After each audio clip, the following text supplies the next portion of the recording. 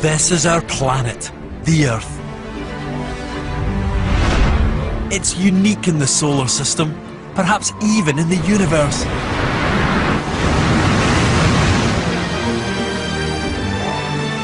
My name's Ian Stewart, and I want to show you how our planet works. In this series, I'm exploring the 4 powerful forces that have worked together to create our world. Wow. Volcanoes, the oceans, ice.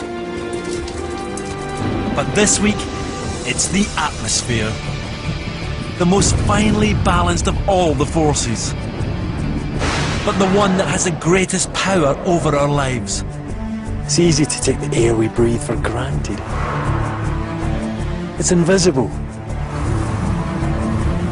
But we depend on it completely. The atmosphere creates our climate and protects us against the cold hostility of space. And it provides oxygen to fuel our bodies. But now, our atmosphere is changing. My God!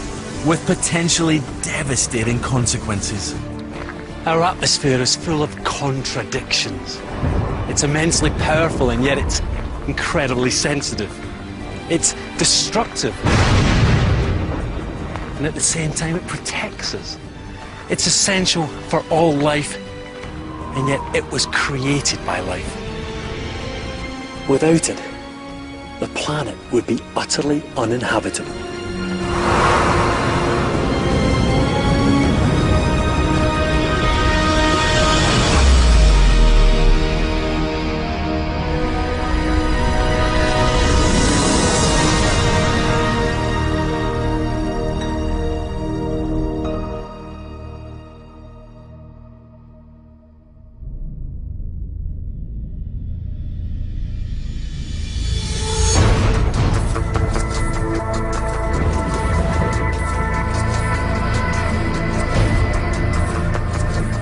I've come to South Africa for something very special. A personal tour of the atmosphere.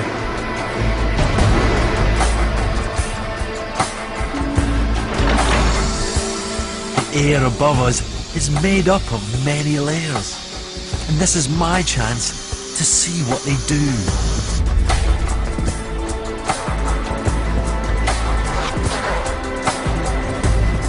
I'm going to take a ride on a jet, and not just any jet. This one is one of the fastest planes on the planet. And more importantly, it flies high, very high. This plane is an English Electric Lightning, a legend from the 1960s. And South Africa is one of the few places where they're still flying. My pilot today is Dave Stock. You're going to feel like you're strapped onto the front of a missile. Yeah. See, I don't know if I like that or not. Part of me likes it, but part of me terrifies me. Yeah. Look at that. Last of the great Cold War fighters. If the canopy does not open, things like that you really don't want to read, really. How's that helmet? It feels nice. Yep, absolutely. We humans are perfectly adapted to survive at ground level, where the air has all the right conditions for life. It's the right temperature, the right pressure, and it's got the right mix of gases. Down here there's plenty of oxygen about, but after about 3 kilometres, the air's so thin that there's not enough oxygen to breathe. So, if you didn't have this mask, you'd slip into unconsciousness. I better put it on.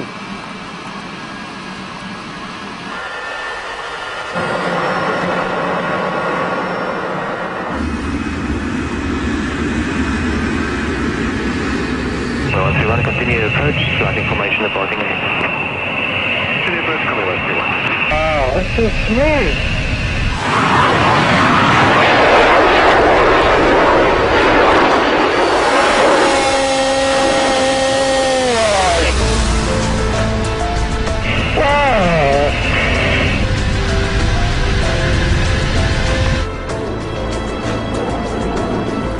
upside down. Level 150. That's unbelievable. Runway heading 150, likely push. It's beautiful down there. The clouds are just stunning the way they wrap their way around the Table Mountains. The atmosphere that surrounds our planet is made up of 4 key layers, each very different. Although I'm above the clouds, I'm still at the very bottom, in a layer called the troposphere. It's a narrow band, usually little more than 10 kilometers thick. The troposphere is a rich soup of warm, moist, oxygen-rich air. It's unstable, chaotic and unpredictable, but life depends upon it. And in just a couple of minutes, I'll be leaving it behind.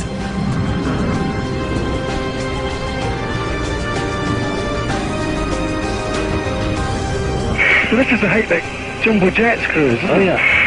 Wow.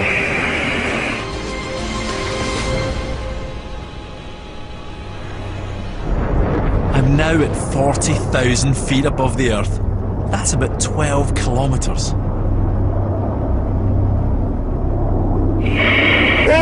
The pressure's less than 20% of what it is in the ground, and the temperature's about -60 degrees centigrade.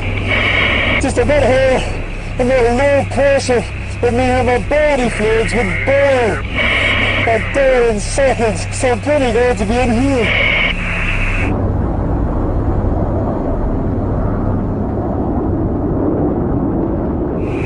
Okay, you ready to go supersonic? Okay, Okay, here we go.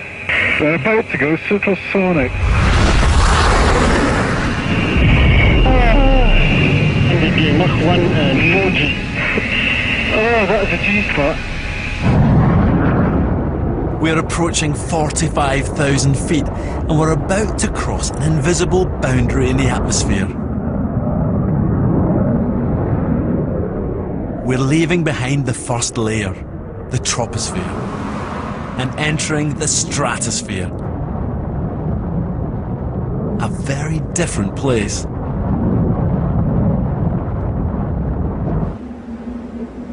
Here, the air is stable and exceptionally dry, so there's virtually no weather.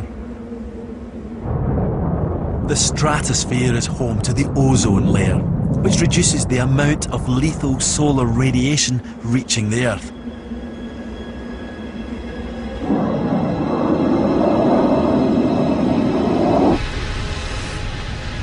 We've reached 50,000 feet, or 15 kilometers.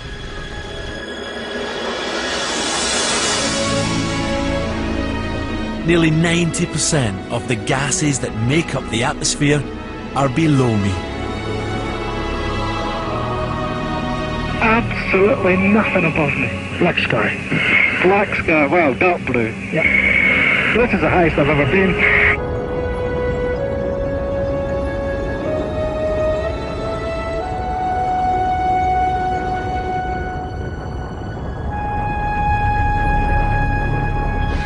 But the atmosphere stretches on high above me. It gradually fades away into space, which is another 85 kilometers above my head. This is as high as this plane can take me.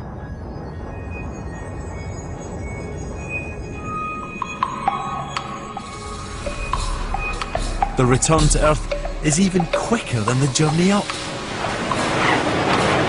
Although my return to reality takes a little longer.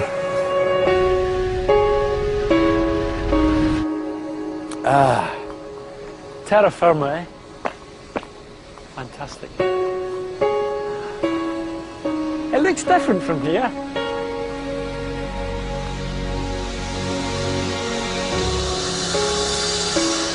Years. But almost 50 years ago, one man went much, much higher than me, and he experienced the atmosphere in a completely different way. On August the 16th, 1960, long before man had set foot on the moon, military pilot Joe Kittinger took a solo journey to the edge of space.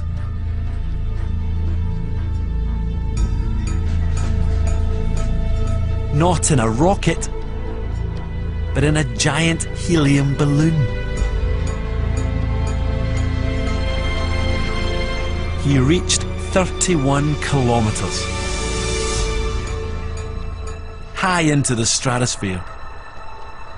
That's twice the height that I reached.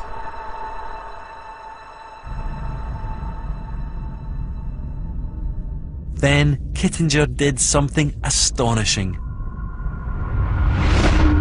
He jumped. This is the actual moment. He fell to Earth, reaching a speed of almost 1,000 kilometers an hour, and yet he could feel absolutely nothing. I had no ripple of the fabric, my pressure suit, and it was a very weird sensation. I had no visual reference on anything, so I thought I was really suspended in space.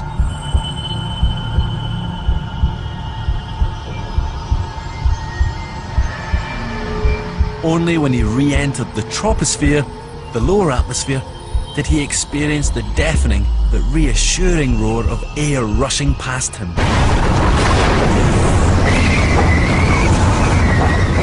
Finally, he opened his parachute.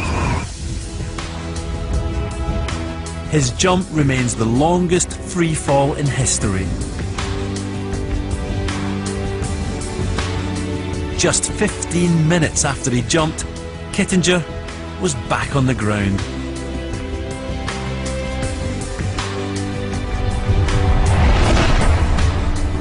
Falling from over 30 kilometers high, Kittinger had plummeted through 99% of the gases that make up the atmosphere. 15 minutes before, I'd been at the edge of space, and now, to me, I was in the Garden of Eden. We really don't appreciate what a beautiful planet we have. Although Kittinger had jumped from high in the stratosphere, he still didn't reach the furthest edge of our atmosphere. Above are two more protective layers, so wispy and tenuous they barely exist, but they're both vital for our planet. Beyond the stratosphere, at about 50 kilometers, lies the third layer, the mesosphere. It's this layer that protects us from meteors. When we see a shooting star, it's actually a meteor burning up high in the atmosphere. The mesosphere is also home to a strange phenomena called noctilucent clouds. They're thin, wispy clouds that can only be seen at sunset when they're illuminated from beneath by the low sun. Finally, beginning at 85 kilometers, there's the fourth layer, the thermosphere. The atmosphere is so thin here that beyond 100 kilometers is declared to be the beginnings of space. It's in this layer that the space shuttle orbits the Earth. It's also out here that the sun's lethal solar wind is intercepted by Earth's magnetic field and diverted towards the poles, creating the aurora.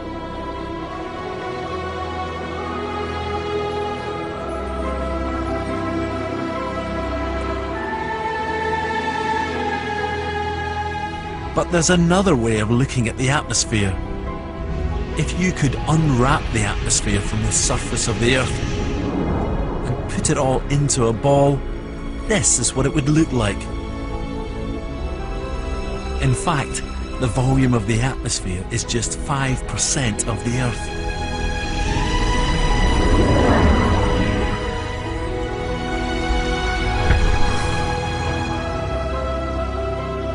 The layer that we spend our lives in, the troposphere, is just a narrow band.